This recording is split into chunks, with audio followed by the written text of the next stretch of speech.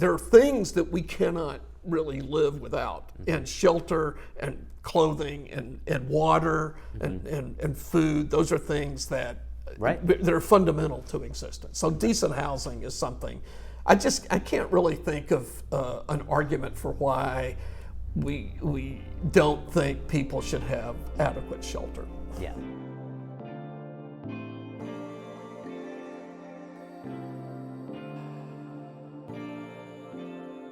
Welcome to this special episode of Tiny Pulpit Talks. I'm Reverend TJ, your Minister of Community Care and Engagement, and one of the things we've been thinking of doing is talking more to some of our community partners, people that we love and trust and understand more about what they are doing in the Dallas area and in other ways to help lift up a lot of the values that we share. So we're so excited to have with us today the wonderful, the eminent, the extraordinary Bill Holston. Welcome, Bill. Thank you. Eminent. That's something to aspire to. Around these parts, we think of Bill Holston as an eminent legal mind and practitioner. So why don't you tell the people, or tell me who you are and what you do?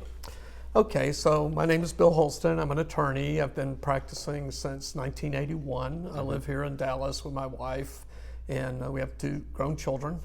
I practiced, actually, I think I really had 3 careers. I was a criminal defense lawyer for the first 3 years of my practice, and then I went to work for a civil litigation firm, and I did that for about 25 years. Okay. And then I left that. I started doing pro bono asylum cases in the late 1980s, and I started taking those cases through an org that is another community partner of yours, Human Rights Initiative, and I did those pro bono for 20 years. And then I left to become the ED of HRI, and I was there for 11 and a half years. And I just left almost a year ago to become originally the COO and now the CEO of the Dallas Eviction Advocacy Center.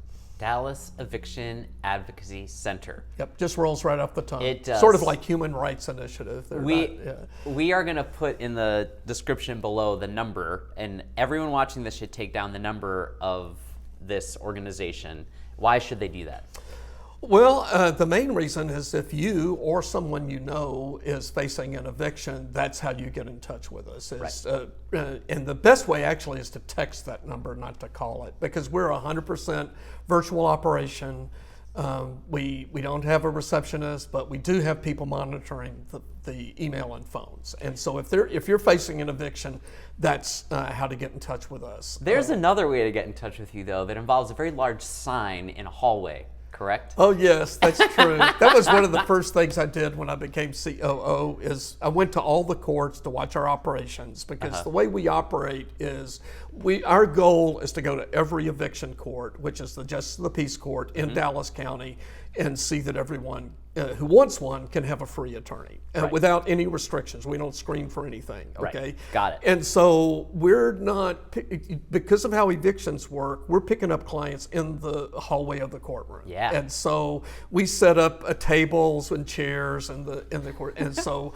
I was Do you have like blank files and everything? Do you like create? No, you're because just we represent them that day. Yeah. I mean, we have a client for maybe an hour or 2 hours, maybe.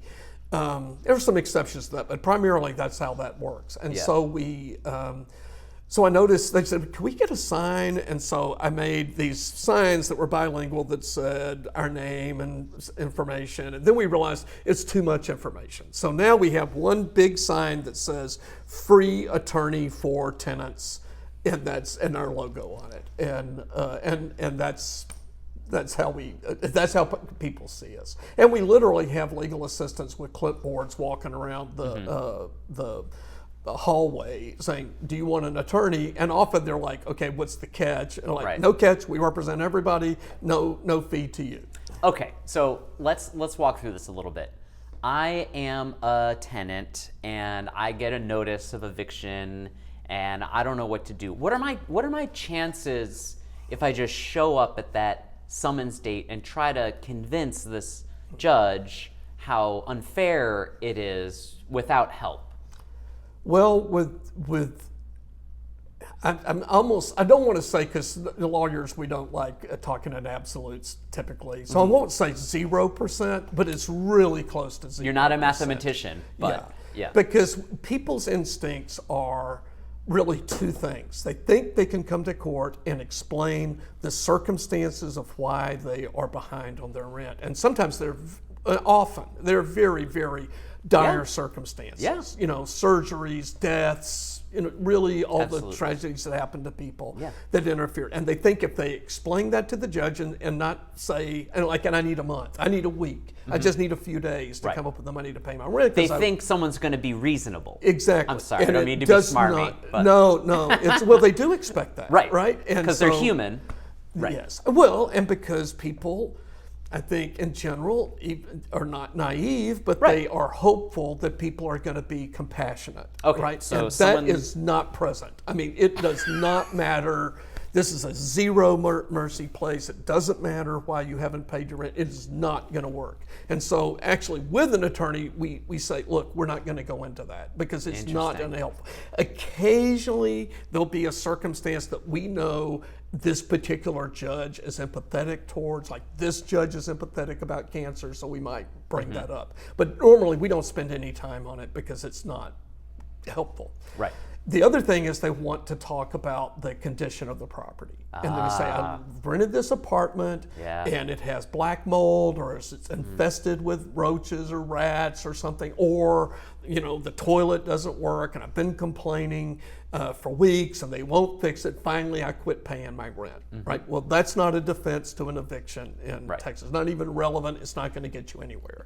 So that notion that people think, and sometimes we see people, they've prepared, they have some notes, they have emails and pictures and all that, and we're like, none of that's just going to help you today. Yeah. And sometimes they'll say, I'm fine, I'm going to speak for myself. And of course, that's people's prerogative. And we say, fine, you don't have to have an attorney, but we have to say it's never a disadvantage for you to have an attorney. And it almost always is an advantage because the only real defenses are very technical things, which people don't know about and they haven't researched it. And so they're going to spend their time on things that are not productive and they're going to lose and they're going to get evicted. Yeah. Now, I would love, because of my nerdy nature, to get into notice provisions and things like that. But let's pull the focus out a little bit, because I see your button that says housing is a human right. Yeah. Where, I think we live in a city where I'm not sure everyone thinks that. What do you want to say to someone who's like, well, if you can't afford it, move out of town or move to where you can afford something and you don't have any right to that housing? That's a landlord's property and it's not your property. And I mean, what do you say to someone who's like, I don't get that. That's not a thing. Well, the very first thing I'd say is that I think there's a lot of myth around why people don't pay their rent. I think people think that people think that families don't pay or that individuals don't pay their rent because they're deadbeats and they just don't feel the obligation. Right. And that is a complete myth. Right. People don't pay their rent because they fall into some circumstance they can't pay their rent. And then the other thing is, we all know, everyone here has lived in this economy, right? So wages have been doing this. Yeah. Rents have been doing this. And so people... Not to mention the costs of other things, like including food, clothes. And I don't know, I feel like housing probably, up till maybe really recently, it's sort of like cost of education, that has gone up exponentially, even more than things like food or fuel, even though those things, everything. By percentage, it's education and housing is now taking that same trajectory. So it's and then people might sign go into an apartment when it's maybe achievable for them, and then over time as they renew their lease and then it becomes more and more challenging for them. So I don't know this off the top of my head, but the percentage of people that are rent burdened in Dallas is very, very high, and particularly in neighborhoods of people that are living in poverty. So those people are paying, like rent burden is over 30% of your income you're having to devote to housing. And people are, particularly minimum wage workers, they're paying, some of them are paying 60% of their income. And so there's zero margin of error for people. Right. So one part of your question was about, okay, well, it's the landlord's property. It is. I mean, our theory in this organization, we're not anti-capitalist. That's not our mission. We're not trying to avoid evictions. We're not trying to provide free housing for people. That's not our goal. Our goal is to prevent illegal evictions. And so the real short answer, I gave a long answer, but the short answer is, well, tenants do have some modest legal rights, and we're going to see that they're protected because they have to comply with the law. They have to pay their rent. They have to pay for the utilities if that's part of their lease, et cetera. And the landlord has almost no obligations in order to evict somebody, but the ones they do, they should comply with. And then I'd say to people who say, well, housing is a human right, it's not a thing, and say, well, housing, there are things that we cannot really live without, and shelter and clothing and water and food. Those are things that they're fundamental to existence. So decent housing is something. I can't really think of an argument for why we don't think people should have adequate shelter. Yeah, me too. I mean, that comes to the core of this question that I want to kind of get to, just for me as a person of faith, like how is this work? I mean, to me, when I hear getting to go into court and, getting all this sort of stuff, and I think sometimes people wonder, how do lawyers or human rights lawyers or how do advocates or, doing all this kind of wonderful pro bono, and how is that connected to your faith? Like, what is it that draws you to this, or is it at all? Is it something strikes me? It's not just a day job. That no. I mean, there are a wide variety of motivations for people who go into human rights work. So I'll just talk about me. Okay. So I identify as a Christian. I have read and studied the Bible, and it is very, very clear of any student of Christian and Jewish scripture that justice is something that is really, really important to the divine.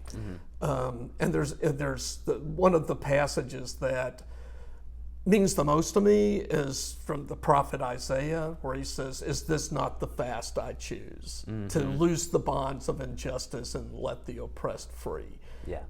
So the idea of working for justice is a fundamental spiritual practice, and it is for me.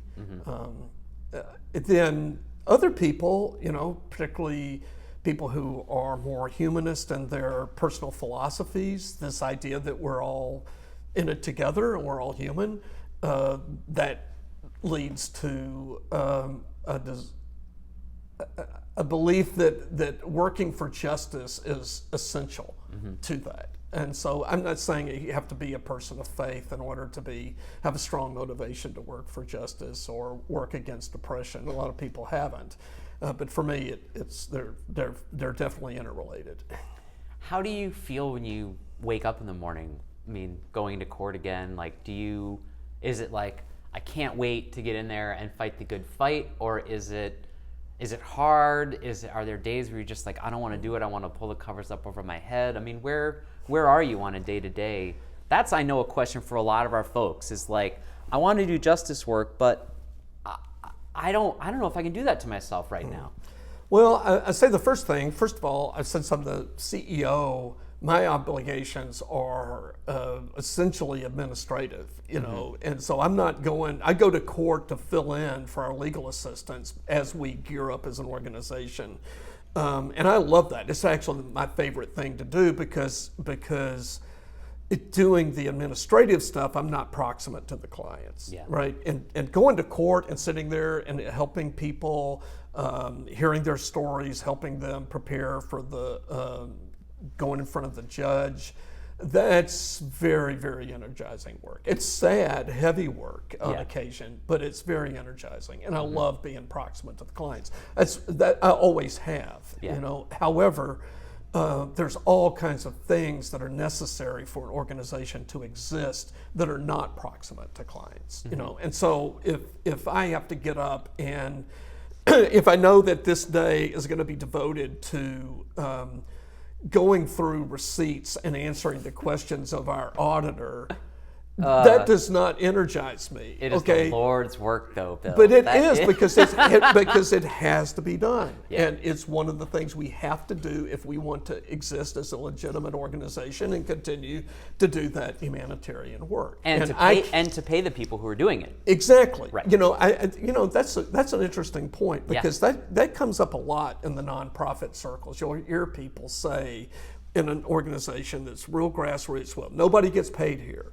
And you know, we all are volunteers. And I'm like, well, I'm all for volunteers. That's a great thing. It can be a really significant asset for an organization.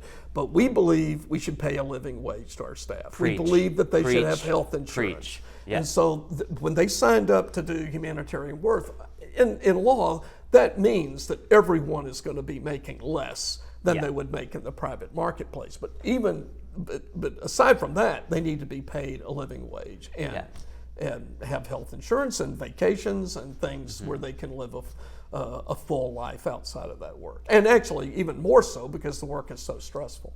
And so that brings me back around to some of this question. Like you're actually such a beautiful example of, you are a finely tuned tool or instrument of the work that your group does. You are a litigator, you are a lawyer, people know who you are when you walk in, judges roll their eyes, I'm sure. Like, not again, not Bill. But also, you are working on this other side, which is cultivating a garden out of which justice grows.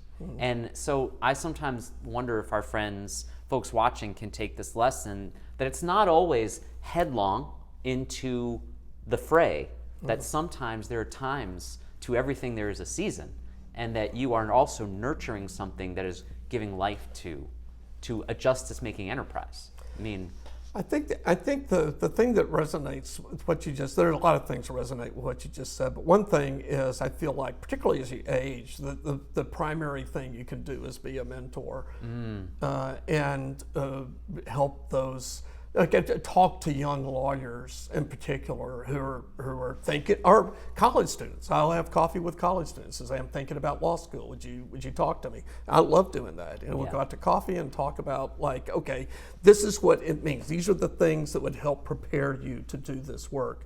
Number one would be to become bilingual. That's the very number first. one, absolutely. So, but these are things that can prepare you for that. And then I say, because people are like, I'm not sure I want to go into the whole nonprofit world. That's as my career.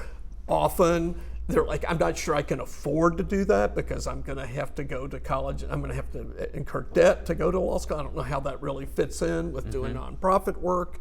And then I'll say, well, look, the great thing about a law degree is you can do pro bono work. I mean, I was a commercial trial lawyer for 30 years, and I did pro bono cases for most of that. And so you can accomplish an awful lot on top of making income to support your family. And in addition to that, and that was the other thing that resonated with me about being a nurturer, is being an advocate. So I did a lot of writing and speaking about human rights while I was a commercial trial lawyer.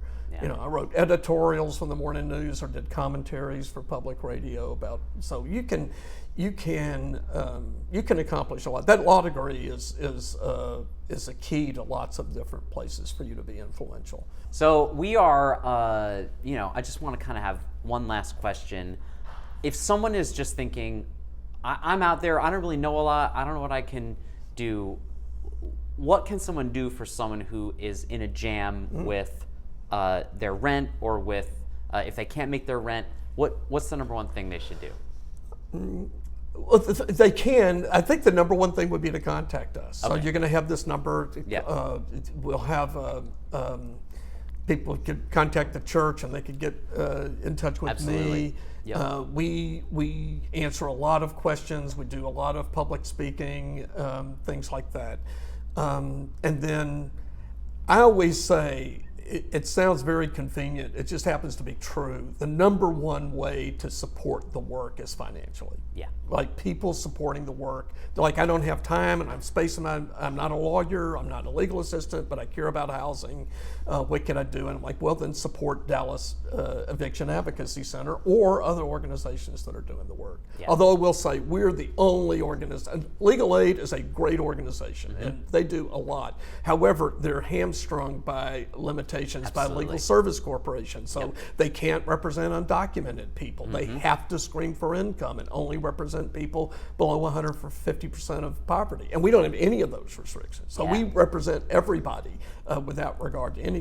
And so it's a beautiful thing to be a part of. To me, that is just, it gives me hope and it gives me a vision of how we help each other going forward as a community, trying to grow just as people who love each other into a new phase of our society that we are facing right now. It's one of the things I really respect about Unitarians and you, TJ. Yeah. Thank you. Well, thanks. Thanks for being here, Bill. And check down below for information about Bill and all the work he's doing. And say the name of the organization once more. The Dallas Eviction Advocacy Center. That's right. Thanks for joining us for this special edition of Tiny Pulpit Talk. We want to hear from you. If there are other things you want to learn about, other groups or things in the church, we always want your questions. We always want your comments. Subscribe, like, do all those wonderful things. We love you. We're sending our best to you. Thanks again, Bill, for being here. Bye.